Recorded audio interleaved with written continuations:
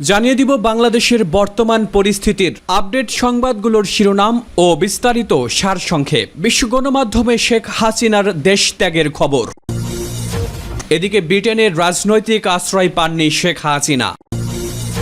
জানাবো দেশ ও সম্পদ রক্ষা করতে দেশবাসীকে আহ্বান সার্জিসের। এবারে অন্তর্বর্তী সরকার দেশ পরিচালনা করবে সেনাপ্রধান। অপরদিকে অভ্যুত্থানকারী ছাত্র জনতার জাতীয় সরকারের কাছে ক্ষমতা হস্তান্তর করতে হবে, বৈষম্য বিরোধী ছাত্র আন্দোলন। আরও থাকবে ফ্যাসিবাদের দোসর সমর্থক কেউ সরকারে থাকতে পারবে না বলছেন সমন্বয়কেরা। এদিকে প্রস্তুত নয় ব্রিটেন, বৈঠক অজিত ডোভালের সঙ্গে, কোথায় যাবেন হাসিনা? এবারে সংকট নিরসনে সেনাবাহিনী প্রধানের সাথে রাজনৈতিক নেতৃবৃন্দের বৈঠক। এদিকে পুলিশ সদর দপ্তর ও দক্ষিণ সিটি কর্পোরেশনে আগুন। সবশেষে জানাবো দেশবাসীকে শান্ত থাকতে বললেন খালেদা জিয়া। শুনছিলেন সংবাদ শিরোনামগুলো। বিশ্ব গণমাধ্যমে শেখ হাসিনার দেশ ত্যাগের খবর। স্বৈরাচার শেখ হাসিনা পদত্যাগ করেছেন এবং বোন শেখ রেহানাকে নিয়ে বাংলাদেশ ছেড়েছেন। দেশের পাশাপাশি আজ সোমবার এমন খবর জানিয়েছে বিশ্বের বিভিন্ন সংবাদ মাধ্যম। ব্রিটিশ সংবাদ মাধ্যম বিবিসি জানিয়েছে হাসিনা পদত্যাগ করেছেন, তিনি নিরাপদ আশ্রয়ের জন্য দেশ ছেড়েছেন, সঙ্গে শেখ রেহানাও আছেন। রয়টার্স জানায় প্রধানমন্ত্রীর পদ ছেড়েছেন শেখ হাসিনা, একই সঙ্গে বাংলাদেশও ছেড়ে গেছেন তিনি। এএফপি জানায় বোন শেখ রেহানাকে সঙ্গে নিয়ে হাসিনা দেশ ত্যাগ করেছেন। মধ্যপ্রাচ্য ভিত্তিক আল জাজিরা বলছে শেখ হাসিনা একটি সামরিক হেলিকপ্টারে করে দেশ ছেড়েছেন। আনন্দবাজার জানায় বোন রেহানাকে নিয়ে প্রধানমন্ত্রী শেখ হাসিনা গণভবন ছেড়েছেন। ব্রিটেনের রাজনৈতিক আশ্রয় পাননি শেখ হাসিনা। সোমবার সন্ধ্যা 6টা নাগাদ ভারতের রাজধানী দিল্লির উপকণ্ঠে উত্তরপ্রদেশের গাজিয়াবাদে হিন্ডন বিমান ঘাঁটিতে নামে শেখ হাসিনাকে বহনকারী বিমান। এই এয়ারবেসটি এশিয়ার মধ্যে বৃহত্তম। বিমান বাহিনীর ওয়েস্টার্ন এয়ার কমান্ড এয়ারবেসটির দেখভাল করে থাকে।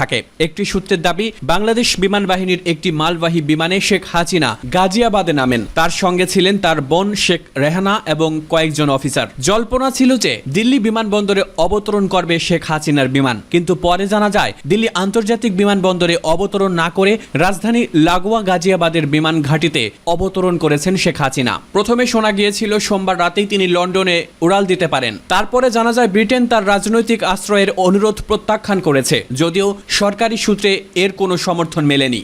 দেশ ও সম্পদ রক্ষা করতে দেশবাসীকে আহ্বান সার্জিসের। শেখ হাসিনা সরকারের পতনের পর দেশবাসীকে দেশের সম্পদ রক্ষার আহ্বান জানিয়েছেন বৈষম্য বিরোধী ছাত্র আন্দোলনের অন্যতম সমন্বয়ক সার্জিস আলম। সামাজিক যোগাযোগ মাধ্যম ফেসবুকে দেওয়া এক স্ট্যাটাসে এই আহ্বান জানান তিনি। সার্জিস বলেন, এই স্বাধীনতা বাংলাদেশের মানুষের। এই মুহূর্ত থেকে দেশ ও দেশের মানুষের সম্পদ রক্ষার দায়িত্ব আমাদের সবার, কারণ এসব আমাদের প্রাণের বাংলাদেশের। এর আগে সোমবার বিকাল 4টার দিকে জাতির উদ্দেশ্যে ভাষণ দেন সেনাপ্রধান জেনারেল ওয়াকারুজ্জামান। তিনি বলেন, রাজনৈতিক ক্রান্তিকাল চলছে, সব হত্যার বিচার হবে। অন্তর্বর্তী সরকার দেশ পরিচালনা করবে সেনাপ্রধান জেনারেল ওয়াকারুজ্জামান জাতির উদ্দেশ্যে দেওয়া ভাষণে বলেছেন, শেখ হাসিনা পদত্যাগ করেছেন, এখন সুশীল সমাজের প্রতিনিধিদের নিয়ে একটি অন্তর্বর্তী সরকার গঠন করে দেশ পরিচালনা করা হবে। সোমবার বিকাল 4টায় ঢাকা ক্যান্টনমেন্ট থেকে দেওয়া এক ভাষণে এসব কথা বলেন সেনাপ্রধান। তিনি বলেন, আমরা কথা দিচ্ছি সব হত্যার বিচার আমরা করব, আপনারা আশাহত হবেন না, আপনাদের দাবি পূরণ করব, দেশের শান্তি শৃঙ্খলা ফিরিয়ে আনব, আপনারা দয়া করে সাহায্য করবেন, সব অরাজকতা ও সংঘর্ষ থেকে বিরত থাকবেন, প্রতিটি হত্যার বিচার হবে, দেশের অনেক ক্ষতি হচ্ছে, আমি সমস্ত দায়িত্ব নিচ্ছি। সেনাপ্রধান বলেন, সেনাবাহিনী শান্তি শৃঙ্খলা বজায় রাখার কাজ করবে, আপনারা আমাদের সহায়তা করবেন, দেশ শান্ত হয়ে গেলে কারফিউর দরকার নেই। ঢাকা বিশ্ববিদ্যালয়ের আইন বিভাগের শিক্ষক ডক্টর আসিফ নজরুলকে অন্তর্বর্তী সরকারের দায়িত্ব নেওয়ার অনুরোধ করেছেন বলে জানিয়েছেন সেনাপ্রধান।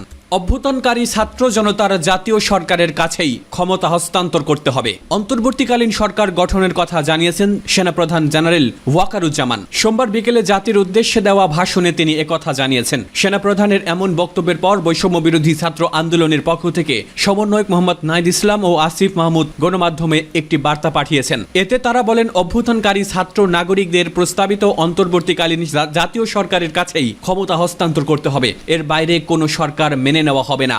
ফ্যাসিবাদের দোসর সমর্থক কেউ সরকারে থাকতে পারবেন না বলছেন সমন্বয়কেরা। ছাত্র জনতা মিলে অভ্যুত্থানের সূচনা হয়েছিল উল্লেখ করে বৈষম্য বিরোধী ছাত্র আন্দোলনের সমন্বয়ক নাহিদ ইসলাম বলেন, এই ছাত্র জনতা নাগরিক সমাজের প্রতিনিধি ও রাজনৈতিক নেতাদের সঙ্গে আলোচনার মাধ্যমে অন্তর্বর্তীকালীন সরকারের একটি রূপরেখা জাতির সামনে উপস্থাপন করা হবে। সেখানে ফ্যাসিবাদীদের দোসর সমর্থক কেউ এই জাতীয় সরকারে থাকতে পারবে না। বৈষম্য বিরোধী ছাত্র আন্দোলনের নেতৃত্বে ছাত্র জনতার আন্দোলনের মুখে আজ সোমবার আওয়ামী লীগ সরকারের পতন ঘটেছে। প্রধানমন্ত্রীর পদ থেকে ইস্তফা দিয়ে দেশ ছেড়েছেন আওয়ামী লীগ সভাপতি শেখ হাসিনা। এরপর সন্ধ্যায় প্রথম একটি বেসরকারি টেলিভিশনে কথা বলেছেন নাহিদ ইসলাম সহ বৈষম্য বিরোধী ছাত্র আন্দোলনের 9 সমন্বয়ক। প্রস্তুত নয় ব্রিটেন, বৈঠক অজিত ডোভালের সঙ্গে। কোথায় যাবেন হাসিনা? সোমবার 5 জুলাই দুপুরে সামরিক হেলিকপ্টারে বাংলাদেশের প্রধানমন্ত্রীর বাসভবন গণভবন ছেড়েছিলেন শেখ হাসিনা। তারপর বাংলাদেশ বিমান বাহিনীর একটি বিমানে তিনি গিয়েছেন ভারতে। নয়াদিল্লির কাছে গাজিয়াবাজে ভারতীয় বিমান বাহিনীর হিন্দন ঘাঁটিতে নেমেছে শেখ হাসিনার বিমান।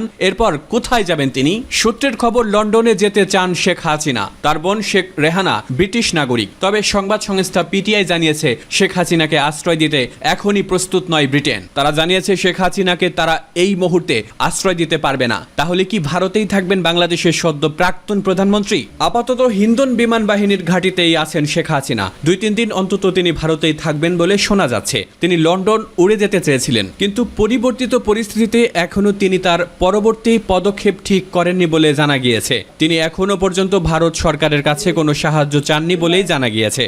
সংকট নিরসনে সেনাবাহিনী প্রধানের সাথে রাজনৈতিক নেতৃবৃন্দের বৈঠক। দেশের সংকট নিরসনে সেনাবাহিনীর প্রধান জেনারেল ওয়াকারুজ্জামানের সাথে রাজনৈতিক নেতৃবৃন্দের এক বৈঠক অনুষ্ঠিত হয়েছে। সোমবার বিকেলে সেনা সদর দপ্তরে বিভিন্ন রাজনৈতিক দলের নেতাদের সঙ্গে এ বৈঠক অনুষ্ঠিত হয়। বৈঠকে বিএনপির মহাসচিব মির্জা ফখরুল ইসলাম আলমগীর, মির্জা আব্বাস, জাতীয় পার্টির জিএম কাদের, মুজিবুল হক চুন্নু, আনিসুল ইসলাম মাহমুদ, হেফাজতে ইসলামের মাওলানা মামুনুল হক, ঢাকা বিশ্ববিদ্যালয়ের আইন বিভাগের অধ্যাপক ডক্টর আসিফ নজরুল, গণসংহতি আন্দোলনের জোনায়েদ সাকি, খেলাফত মজলিসের মুফতি সৈয়দ মোহাম্মদ ফয়জুল করিম, জামায়াতে ইসলামের আমির ডক্টর শফিকুল ইসলাম মাসুদ, হামিদুর রহমান আজাদ প্রমুখ।